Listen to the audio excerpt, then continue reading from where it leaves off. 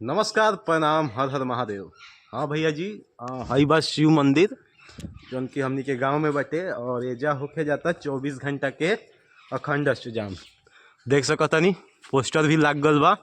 जलभरी बा 14 तारीख के और अष्टजाम प्रारंभ हुई 14 तारीख के और समापन बा 15 तारीख के। यानी कि खूब बढ़िया आयोजन भी कर गल बा भंडारा के। चली मंदिर के अंदर चल जाओ। और आयोजन भल बा भंडारा की, यानी कि 15 तारीख के जरूर आई या भंडारा खा के लोग जरूर जाए। देखी प्यारा हम काहे कहतनी मंदिर के, काहे कि है नर्मदेश्वर नाम बाटे महादेव जी के। हेने देख सकतनी बसाहा बैल बाटे जौन की इनका सवारी बा।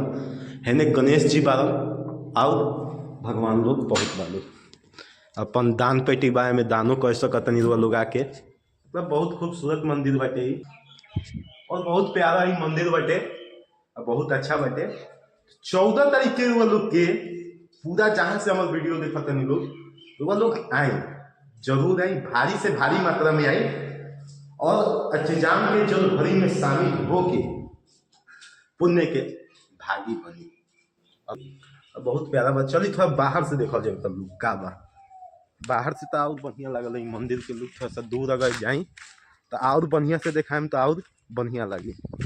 देख सकतनी गांव के ही बहुत ही प्यारा मंदिर है और ये हमारा गाँवे में बाटे जौन कि हमारे गांव जानते बनी लोग कहाँ बाटे।